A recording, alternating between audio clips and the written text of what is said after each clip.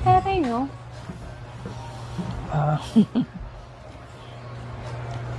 Ayun, Ito tama. ng kwarto. Okay. Ano pa ba yan? Ay, saan ba yung may mental block O, ako? nag-ano ka pa?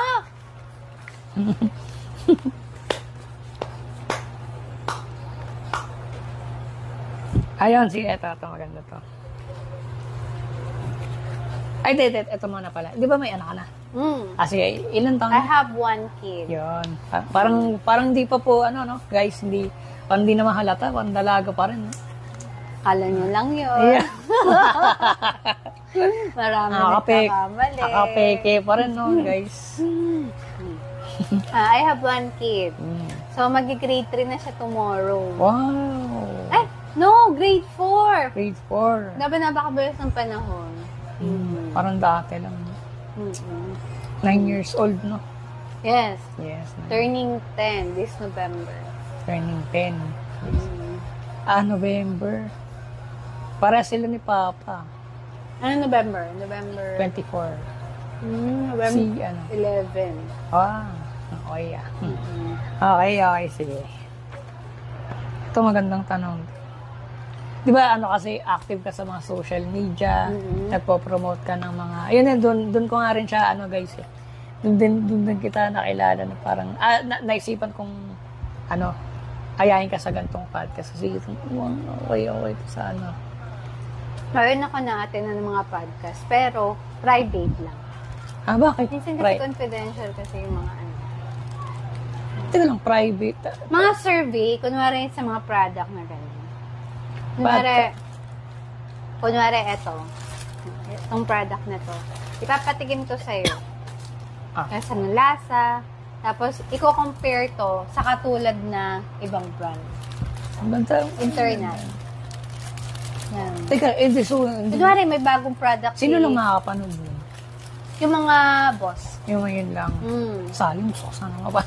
Kunwari, 5 kayo na nakuha dun sa campaign o kayo dun sa event na yun.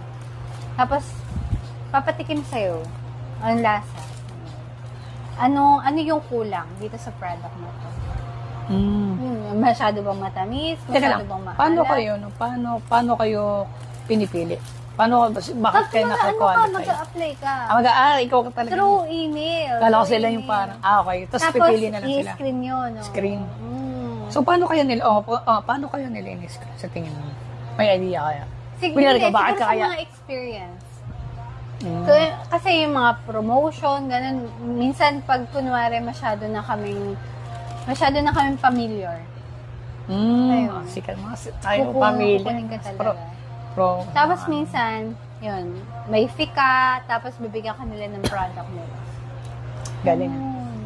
Galing. Ang dami mong ako mga kasi campaign talaga. dami mong naging experience. Maganda yung maraming experience sa HR, sa mga promo na ganyan. Tapos hindi pa yun kapag napili ka, hindi pa yun. Pa-interviewin ka pa rin naman. Pag hindi ka qualified, hindi ka. Tapos minsan, video call, kayo, kunwari, 10 participants yung, bakit ito yung gamit mo? Kunwari, oyster, di ba? Ang oyster, maraming brand. So, sa brand na to, ano yung ginagamit mo? Ayun. Tapos papaliwanag mo yun. Tapos, okay, may papadala kaming product sa inyo. So, i-check niya rin. Parang lagyan nyo ng reviews, gano'n. Survey, mga gano'n. mga nakailang ganyan na? Marami na yun. Marami na rin? Ay, hindi ko mabilang. Talaga, grabe, no? Tapos before si Cetaphil, gano'n, si Pampers, gano'n papadala sa puro gano'n. Tapos minsan may mga, agency, mga travel agency, nagpapadala sa amin ng products. Tapos, merong nagbibigay sila ng mga SM certificate. Which is magagamit mo sa SM. Ang ganda. Ganun lang. Doon kami nabubuhay. Ang galing na yun. Ganun. Minsan meron, minsan wala. Okay, sige. Tapos may next question ko. Yan.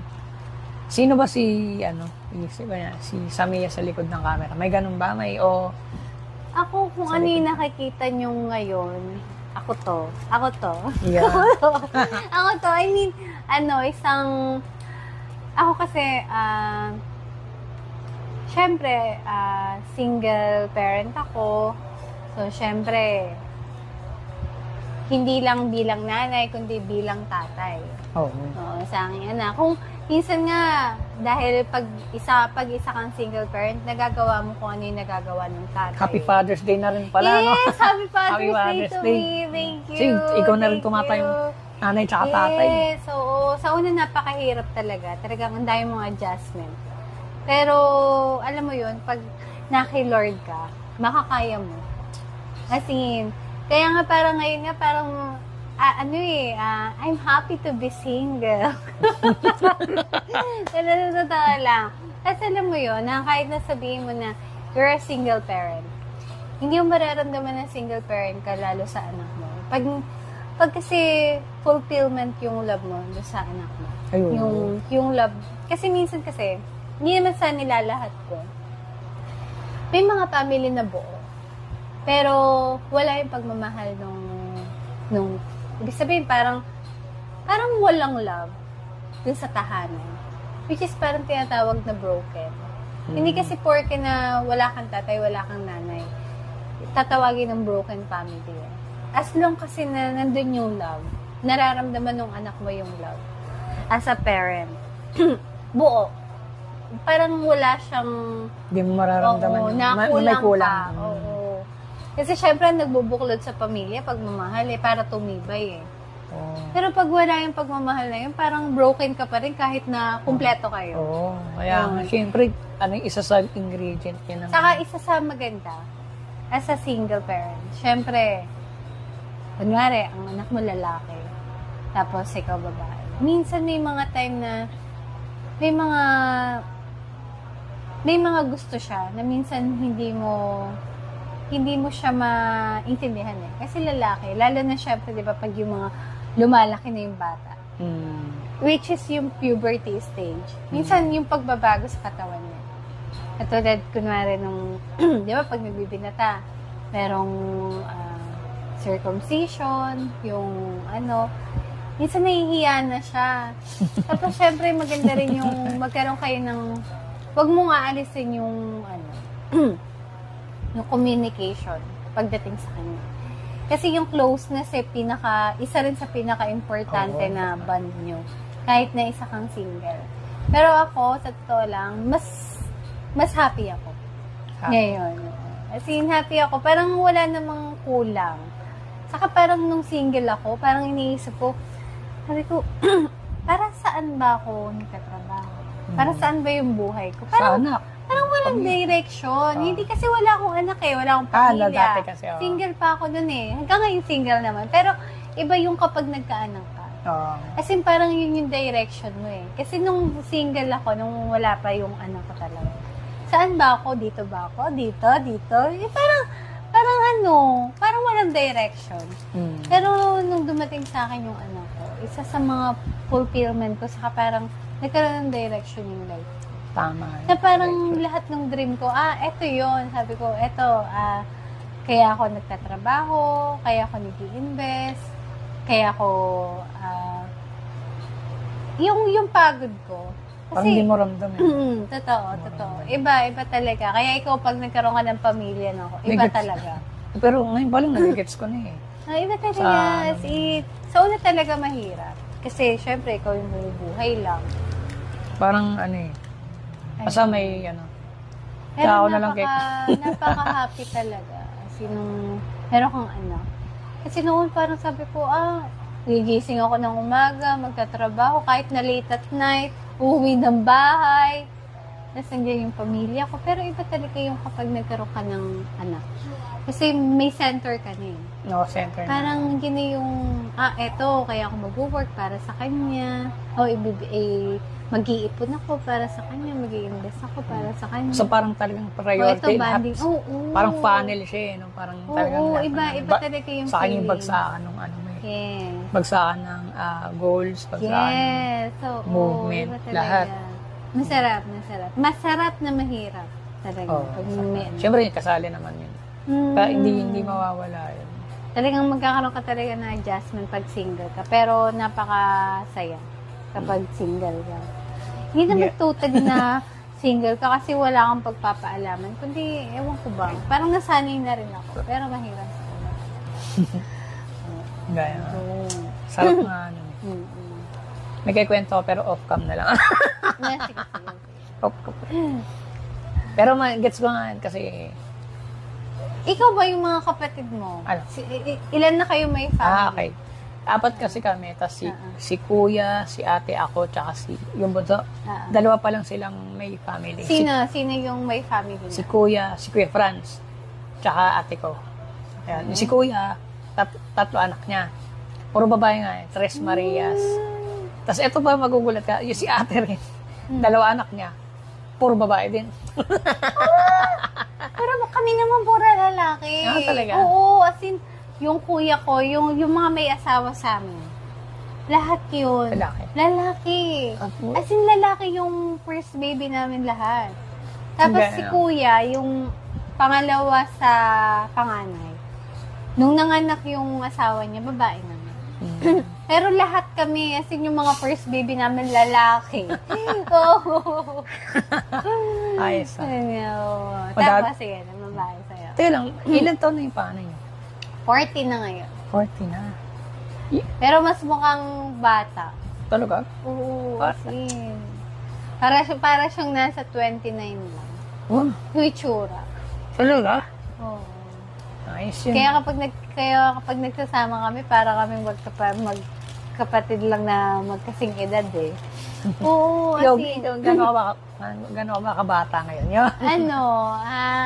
Nasa 18 lang. Naintindihan yun. Ako 19 eh. Naintindihan yun. Ayun. Saan na ba tayo? Wala kasing tanungan ng age dito. Sorry. Sorry. Saan na ba yung mga... Ano pa? Sige. Ay, di ba business? Ano yun nga? Nagsashawarma ka. Ano ba yung mga matitips mo sa mga viewers na gano'n nakatagal yung shawarma na yun? Actually, mga 1 year and 3 months pa lang. So, ano kayang matitip mo sa mga gustong magsimula ng business? Ganyan. Mga gustong... Siguro, ang number 1, kapag nag-business ka, mag-isip ka talaga, yung gusto mo talaga na business. Ganda yung yun. passion mo talaga. Ganda yun. May araw, takoya. Mahirap siya eh, saka hindi mo siya magagawa kaagad eh. Kapag nag-business ka, dapat alam mo na gusto mo talaga. Kasi kapag hindi mo gusto at parang feel mo, hindi magugustuhan ng tao, hindi siya mag-grow. Pero pag gusto mo talaga, pag passion mo, maghahanap ka talaga kung paano ma-upgrade yung product mo. Kung paano sasarap, kukuha ka ng mga suppliers. Kasi may pakikita talaga sa gusto mo kasi, doon yun ang galing nga eh. Saka parang may isip mo, ay, gugustuhin kaya ito ng tao. Ganon. Tapos, syempre, kailangan pag nag-business ka, meron kang puhunan. Syempre, parang lahat naman. Kasi, yung puhunan mo, syempre, kunwari, 10,000 lang yung puhunan mo. Tapos gusto mo show my house. Hindi pa pwede. So, bababa ka doon sa standard na gusto mo. Pwede bang, malaman yung puhunan mo dito? Sige, start lang naman ako ng 35. 35. Kasi, ang isa rin sa pinakamahal yung mga gamit. Tapos supply, ganun. Tapos, syempre, hindi ko siya tininda kaagad na hindi ko natitikman. Kailangan mo siya i-taste test bago mo sa public. Yes, sa mga customer mo. Kung sino yung target na customer mo.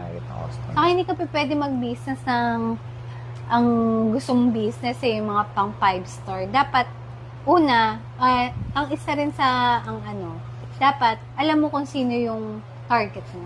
Yung market mo. Yes, Oo nga naman, syempre. Target, yan, puhunan, tas kung ano yung passion mo, kung ano yung gusto mong business.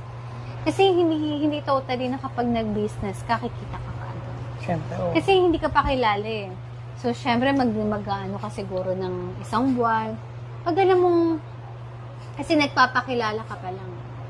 So, dapat makilala muna ng tao. Ano ulit pangalan? Sorry. The cravings. Oh, bakit yun yung pangalan? Ano, Ikaw ba naisip nag-isip ko yan? lang, oo.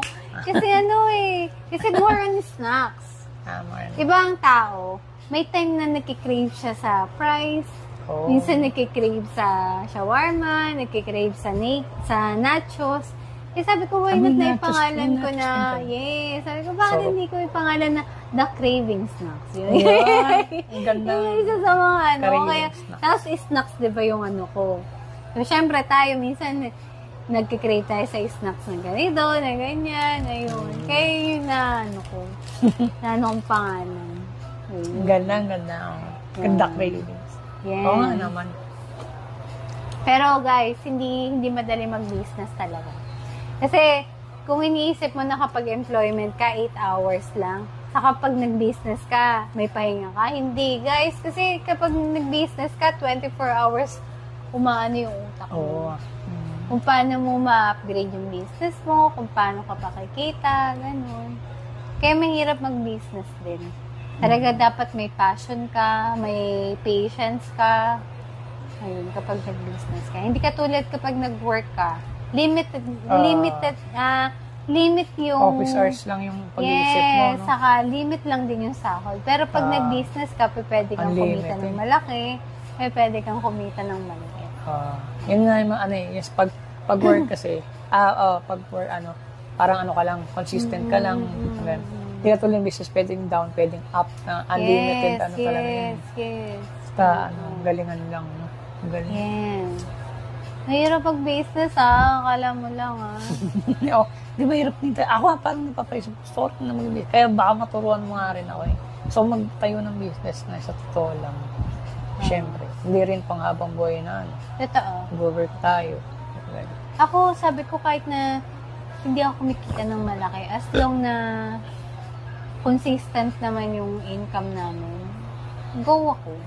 Kasi minsan may mga time na gusto mong gumala. Kasi kapag nag-work ka, kapag gusto mong sumama sa isang lugar, yung banding, ganyan, or ano, gusto mong puntahan ka agad yung isang lugar, hindi mo pupuntahan kasi may work ka eh. Pero kapag may business ka, at may maiiwan doon sa business mo, pwede kang mag-go anytime, di ba? Yun ang advantage din, saka disadvantage. Yun nga lang talaga, napakalaki ng difference. Kasi kapag may business ka, kailangan mong tutukan. Hindi ka tulad pag nag-work ka, after ng work mo, tapos na. Tama. Dami kong natutunan eh. Ano ba tayo?